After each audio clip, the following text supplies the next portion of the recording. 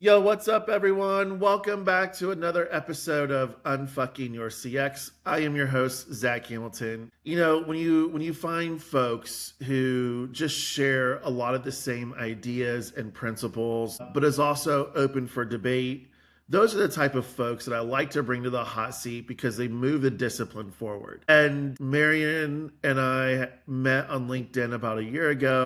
And we've had several conversations. We haven't always agreed on everything. We've debated on a few things, but she's absolutely brilliant. Marion, thank you for coming to the hot seat. Welcome. Thank you, Dak. The pleasure is all mine. Yeah, I love it. And just for all the folks out there, we previously recorded and there was a fault with my recording studio where she went about 4 minutes where we didn't hear her at all. So we are re recording. And that's okay because we finally have found more time to do it. And Marion is fresh off of her holiday. You always take some of the most beautiful holidays. Thank you. They're always outdoor too. Yes, yes. I'm a nature person, 100%. Yeah, and your dog's in the back sleeping, Yes. and we're about to wake him up.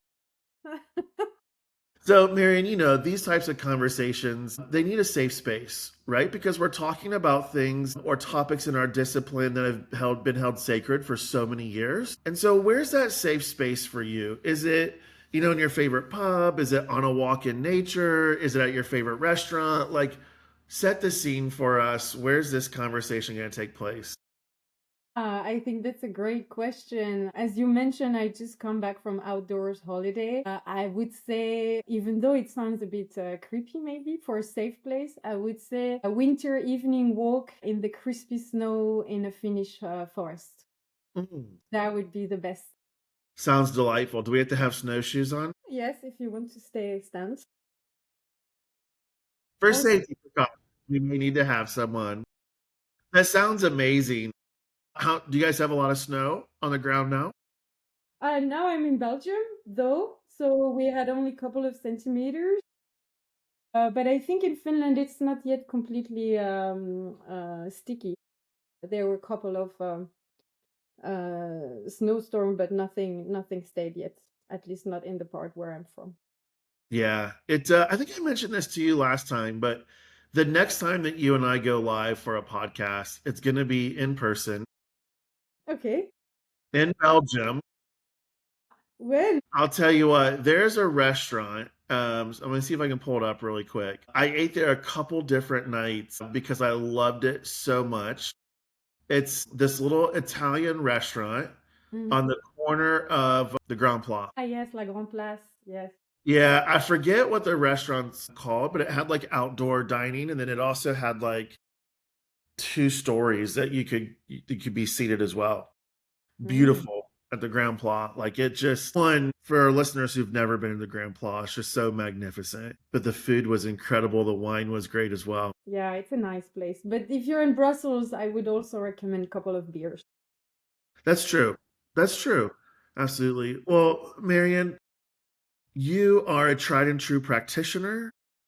And I also love that you're also consulting for brands as well. And I know there's several topics that make you cringe in customer experience, but what's one of those topics today that you came to the hot seat to unfuck? Okay, so that's right. We had many topics in mind, but for me, the one that really struck me the most, since I'm a consultant, is yeah, implement that technology, and by magic, your customer experience will be better, or it will solve all your issues. And for me, the technology is just an enabler, just like some other people I've read, actually, they take the same metaphor. There's no magic in AI. I think it's the same with the CX technology. There is no magic behind them. There needs to be a very thorough work to be done before you actually can implement something that brings you results. Yeah, I'm with you. By the way, I'm with you 100% on this one. There's no debate here. I think, you know, I've had that opinion where I believe the industry built itself around the discipline and became the discipline, Mm, right? So the tech companies who built all this tech software, which look to them, some of them have some incredible software. right? So, and no fault to the tech companies. They were essentially doing what they should have done, right? They were building tech to scale and to be profitable and make money. Hmm. But we never pulled the discipline forward. And I'm curious, like, why, going back to your topic, why do you think so many CXers believe that or just have this principle thought that the output of the technology is their CX strategy? Mm, yeah. I think essentially, as you mentioned, the tech can do great things. And actually, I also agree on that part that initially the thought behind them were really good, right?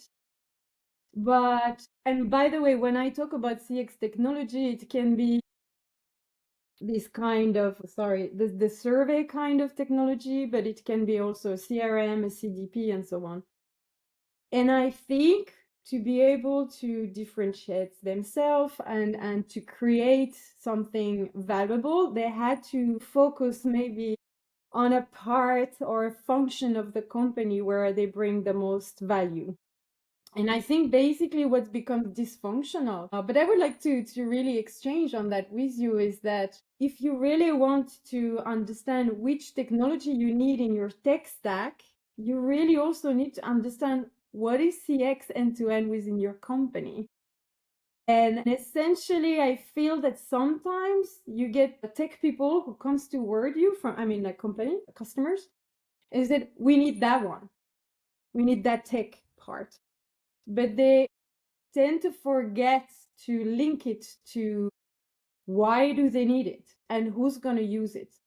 So I think essentially the technology are amazing out there. There's no doubt of that. And I think their initial idea were great, but when they tend to speak directly to customer, or when sometimes we go and we want to really sell something, just saying that by implementing a technology, your customer experience would be better, I think it's just false. Yeah, look, 100% agree with you on that. I think technology can create great efficiencies. I think, especially in the age of technology that we are at today, what took us maybe a week now is going to take us less than a day, Mm. a couple hours, right? Because the level of efficiency that these tools can consume from a data perspective. And then, but I'm with you on that in the standpoint of the technology is only as good as the program that you feed it, the data that you feed it. And the work is really, what do you do afterwards? The work is not dashboards, right? In CX, I think so many of us became satisfied or even settled with the work is the dashboard, right? And if we just democratize Mm. insights, everyone will know what actions to take. And what ended up happening is, if you think about total cost of ownership on 3-year contracts, what the executives got were $1 million dashboards. Mhm. So when you think about advising your clients and they're saying, "Hey Marion, I we want to buy this new tech or we have this strategy," how do you help them think about, let's unfuck this now? So, what's your first player tip on helping them decide, one, do you even need to purchase technology? And then if they do, how do you start to help them unpack, here's how the buying process of the technology should work? Okay, so, and I would love to hear you on that. I'm back, because I think you also have that experience from the past. So I'll try to bridge both, the consultant perspective and the in-house perspective that I used to have as well in the past. So for me, really the first one, and that's how also I try to push towards discussing with our customer, is a strategic alignment. So it sounds a bit like lame, but too often you realize that it hasn't happened. It might be, again, like I just mentioned, there are some requests within the company, and then the tech team think that, okay, maybe this is what we need. Let's go and buy it. Let's see how do we integrate it to our stack, right? And for me, the strategic alignment is key because it helps you to uncover actually why do you need it, do you actually have use cases? I've been in some situation where we actually had to uncover these use cases because there was a great intention, but there is not really like, behind it, why do we actually need it for? And what are you trying to achieve, right? For me here, and that's from you, I've learned that from you, is where does the money bleed? And investing in that technology, is it going to help us with that specific problem? So when I think strategic alignment, of course, I think end to end. I know that I have a tendency to be optimistic that customers might have this end to end CX perspective. They might not, but at least make sure that you have an idea of where is the customer pain, where are we bleeding money financially, and what we are trying to achieve. So can you align on the key metrics? Basically, what are you trying to achieve? Is it upsell and cross-sell? Is it reducing churn? Is it increasing your market share? And then I'm gonna go into the second point, but I wait to hear what you have to say on the first one. I think it's lame, but sometimes it doesn't seem to be so direct for some people, I see.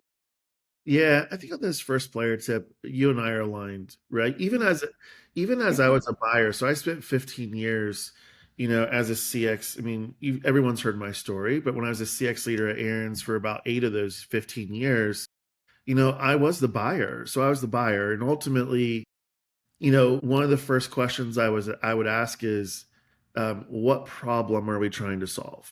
Mhm. What initiative are we supporting? Because ultimately, CX really is the system in which your organization works. And so we should always be aligning our strategy around the top 2 to 3 most strategic initiatives within the organization. Doesn't mean that everything else isn't important, right? That's the keep the lights on work. So I'm with you. I would first, what is the problem we're trying to solve, and why can't our current platform do it? Exactly. That was gonna be my second point. Yeah, so let's go into it. So your second point is, why can't our current technology do it? Why do you think that gets overlooked so much? My perspective from the inside when I used to be a CX lead. And so basically I would have actually framed it into audit what you already have. You know, kind of like what are the capabilities we have in place? And I think inherently, and that's a topic that we've talked over and over, and I love how much you have kind of helped us moving or evolving in that, is that oftentimes there is no one who is leading CX as a whole, right? And so it reflects also in the capabilities. There is no one who has the big picture, or I like to say the enterprise architecture kind of vision or visualization of what are the current CX capabilities we have. So when I say audit what you already have, when I was a CX lead, I remember when inside the company, they started to ask me what kind of tools do I want to have access. And then I realized in that role that we had so many redundancies. We had the same tool, basically, or like tools that had the same features for the same purposes in different parts of the organization. And I'm not saying that this is essentially bad, but financially it might not be great, right? Because it means that you are buying similar kind of licenses for products that are just used by different teams that don't talk to each other, right? So to give you a blunt example, we had a long time ago AI powered tool that were able to analyze the content of let's say customer reviews, and we had a tool which had a certain name within the marketing team that was essentially looking at analyzing the content of NPS feedback and marketing surveys, and let's not even go there. And then on the other side of the company, where we had much more volumes, by the way, we had a very similar tool which was doing exactly the same, that was looking into what are the key reasons to contact, what can we translate this speech to text, what are the keywords, and essentially These tools are doing the same thing. They were utilizing the power of AI to identify keywords, to look at content from the customers, and to see within, let's say, textual information, what comes out, right? And those teams, they don't talk to each other, and they had no idea. But because we started to have this transversal leadership, I could have a picture, of the map of all those tools. It was super rich in terms of data, and I have not seen that ever after, even as a consultant, or at least I wasn't lucky so far. But that's where I realized that we actually already have a lot. Is it a third tool that we need to put on top, or should we first look into what do we have? Yeah. And here I'm thinking about mapping, but it might be a technical mapping. Yeah. But I think capabilities, it doesn't have to be just technology. It can be also in terms of people Yeah. capabilities or Yeah, because do we really need to hire this person, or do we have the capabilities internally? exactly. We just haven't found them. I'm with you 100%. It just reminded me of, when I was at Aaron's, I got wind of our HR leader Hmm. who, was getting ready to put out an RFP for employee experience. And I'm like, well, hold on a second, right? Look, we have this CX platform. I'm sure we have EX capabilities. And so it was really just about one, keeping your ear down just to understand, Hmm. what's going on in other departments. What are they trying to achieve? And then helping them do that. And I'm with you too. When you really think about transversely across the customer, journey, we all leverage our own tools because it's what we've used in the past, right? So especially if you have a team that is one very mature in their discipline, they have years of experience, they have tools that they carry with them from job to job to job, Yeah. right? And so now you just create this huge, really just like the tech stacks of some of these organizations I've seen are so big because you just keep adding on that, oh, it's only $1,000 for one seat. Mm. That adds up to, 100 grand over the year. So I'm totally with you on that. And then Marion, what's your third player tip? Okay, so the third player tip, and that's also something which is dear to me, and that's maybe where we might not agree, but it's fine. We can agree to disagree, but let's see. And here really it's the tool that I use, it's the tool that I have expanded, and I know that there is all this talk, now beyond the map, AI can do all the tricks. But for me, it's not just it's the service blueprinting, which is basically an extension of customer journey mapping. But it's not the tool in itself or the methodology, but it's really to be able to validate with the people in the ground, or on the ground, sorry, not in the ground. So basically the ops, those who will use actually the tool that you might integrate, and your customer, right? And it's not, hey, let's put post-it on the wall. It's not that at all. I usually have an approach where, of course, I'm taking into account the data, but what I like with that, mostly in the facilitation, is that you bring people together, and together they come into the realization that they actually have similar kind of challenges, that the customer challenges might be very much related to the fact that those tools are not integrated, or that something is missing. And for me, this is such a easy, I would say, way to validate and also engage them on front that you will need those tools. Yeah. And to go back to the initial point, oftentimes, if you really don't do that exercise, of those 3 points, and it might be that there are other tricks, of course, but you get, let's say, a Rolls Royce in the garage, I say, and you don't have a driving license. So you get to buy tools and nobody know how to use it. But if you have engaged the people up front, in the thinking of what they might need potentially to solve their issue, and to together realize, the gaps, and Yeah. to really identify the pain points, I think you already do half of the work of this change management kind of part, right? Yeah. I don't disagree with you, by the way. Okay. I think sometimes it sounds like on LinkedIn that I push aside like journey mapping. I don't push aside journey mapping. I actually do it myself. Okay. But it's the principle of the journey mapping is not the work, right? No, The it's work not the happens, deliverable. Yeah. right? Like you said, the work happens after you have these conversations. And I'll give you a good example. I was working with a retail brand last week, and we had already did this readout to their executive leadership team. And when I do a readout, I do the readouts around like what's the top frictions that are impacting your business, not an NPS trend line. Mhm. And if you look at the top 8 of the 10 frictions, they were all occurring on their digital website, right? Whether it was on web or in mobile, like on in app. And so we didn't just take kind of the behavioral data, which is like what was popping up in Google Analytics and Adobe. We also looked at, okay, what are the customers telling us about why did they take this specific action? But then, Marion, what we continue to do is look at, okay, did they have to switch channels to fulfill their task or their goal?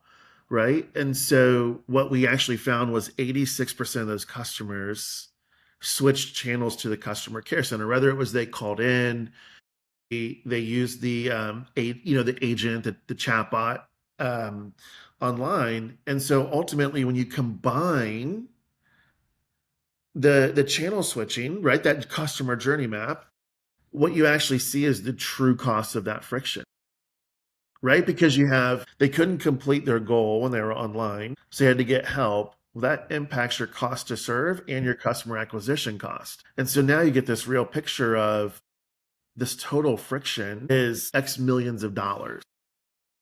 Exactly. And I wanted to bounce back on that because I've always known how to do that, but I think where you really help us in the let's say can I say that in English? The CX realm or community is because for me this was the first step, and I could have the volume and the NPS. I never felt comfortable with that because I felt it was so volatile and so unpredictable and so unlinkable. Um, and I had those KPI framework and so on, but what you really taught us is how to calculate this freaking business case, because that will help you also calculate the return on investment of that tool that you want to buy. Yeah, So for me, it like complements the circle so nicely. absolutely. And just to your point, like that specific retail company, out of those 8 frictions, I mean, it was worth more than 30 million a year in revenue. And these were the same frictions that have been popping up for the last 6 months. So what happens is, right, we see, if you think about that customer journey piece, friction happens on the website. It goes to the customer care center. They're resolving it. So it looks Mm. really, really good, right? Containment is there, but they're never really understanding this is the leaky bucket. Mm. And so now I know, I mean, on Friday, one of the execs pinged me and said, hey, we're prioritizing all 8 of these things because they're minor kind of code things before Black Friday, which I was like, wow. But it was just really interesting to hear like some of them were really basic Mm. that they were like, oh, we didn't understand that. Yeah, but I think here, again, that's something that I managed to get as a consultant. We are coming with an external and a macro level view on their problem. When they're in it, and I'm actually having a customer at the moment also that I love for that. When they're in it, they just need to do it. That's They so don't really have the time to get out and think, and that's where I think two things can happen. You either have a CX team, and I'm not talking about a program, huh?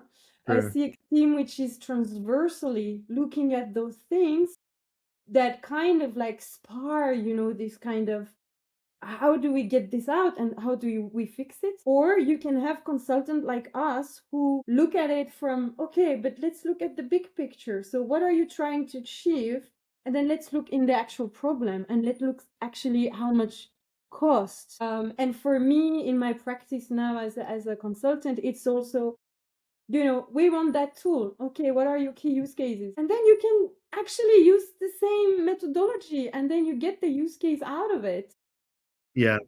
So for me now, I think that I feel very confident that there is still a need for that. That doesn't mean that the customer journey mapping, what is it? How do you say? Not framework, but technology is not useful. But I think that methodology is still core to understanding and making keeping CX alive. Yeah. It's on Voilà. but I think you're spot on here, right? And I love how you brought this topic. This is a topic that not many people have wanted to touch, which is, your technology stack is not your CX strategy. It's an enabler to your strategy. The work is everything else that you do inside your organization, right? It is creating the business cases, it's winning through influence, it's creating customer champions, it's going to prioritization sessions with a Mm, case. It's what happens after it gets prioritized, right? What's your mutual action plan to ensure that the work actually gets done? Then how do you measure the impact after it is done? yes. Right? That's, to your point, that's the work. VOC is not the work. That's the easiest part. No, no, yeah, definitely. Well, Marion, thank you so much for coming to the hot seat. It has been an incredible conversation. Your dog got tired of it. He was like, no more CX, no more CX for me. But come back to the hot seat anytime. Thank you so much. That was my pleasure. Thanks.